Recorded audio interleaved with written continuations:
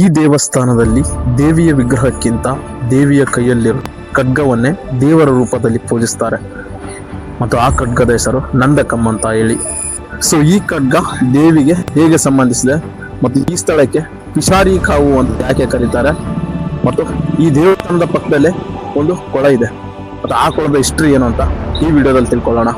ದೇವಸ್ಥಾನದ ಹತ್ರ ಇರೋ ಈ ಕೊಳಕ್ಕೆ ಅಣಕುಲಂ ಕೊಳ ಅಂತ ಕರೀತಾರೆ. ಒಂದು ಕಡೆ ಆ ದೇವಸ್ಥಾನ ಮತ್ತೆ ಇನ್ನೊಂದು ಕಡೆ ಈ ಕೊಳ, ಈ ಎರಡು ಸೇರಿಬಿಟ್ಟು ಕೇರಳದ ಒಂದು ಬ್ಯೂಟಿಫುಲ್ ವ್ಯೂ ಕೊಡುತ್ತೆ. ಆ ಕೇರಳದ ಟ್ರೆಡಿಷನಲ್ ಫೀಲ್ ಈ ದೇವಸ್ಥಾನ ಕೊಡುತ್ತೆ. ಇವಾಗ ಈ ಕೊಳದಲ್ಲಿ ನಾನು ಸ್ವಲ್ಪ ಹೊತ್ತು ಸ್ನಾನ ಮಾಡ್ತೇನೆ.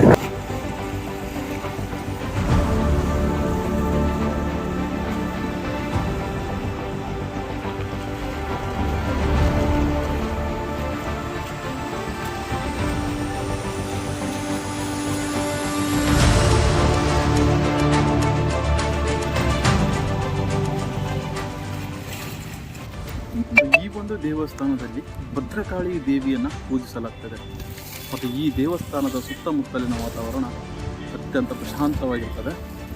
ಸ್ಥಳೀಯ ಇತಿಹಾಸದ ಪ್ರಕಾರ ದಕ್ಷಿಣ ಕೇರಳದ ಕೊಲ್ಲಂನ ಒಬ್ಬ ವ್ಯಾಪಾರಿ ಕುಟುಂಬಸ್ಥನು ಈ ಭದ್ರಕಾಳಿ ದೇವರನ್ನು ಅತ್ಯಂತ ಶ್ರದ್ಧೆಯಿಂದ ಆರಾಧಿಸ್ತಾ ಇರ್ತಾನೆ.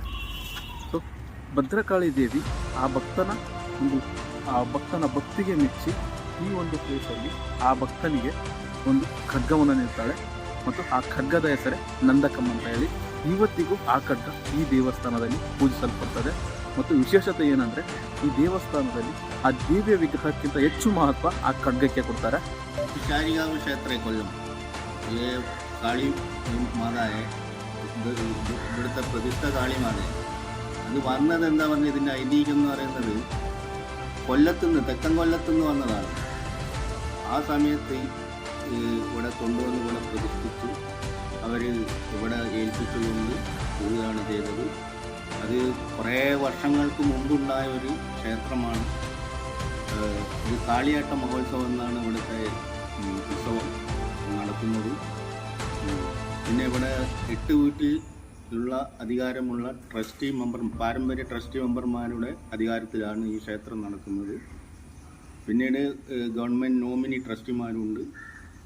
പിന്നെ ഇവിടുത്തെ മെയിൻ വഴിപാടെന്ന് പറയുന്നത് വലിയ വട്ടളം ഗുരുതിയാണ്. അത് ആഴ്ചയ്ക്ക് 3 ദിവസം ഉണ്ടാവും, ചൊവ്വയും വെള്ളിയും ഞായറും. അതിൻ്റെ പ്രസാദം കിട്ടുക 2 മണി തൊട്ട് 6 മണി വരെയാണ്. പിന്നെ ഇത് വലിയൊരു ക്ഷേത്രമായി മലബാർ ദേവസ്വത്തിൻ്റെ കീഴിലുള്ള വലിയൊരു ക്ഷേത്രമാണ് പിശാരികാവ്.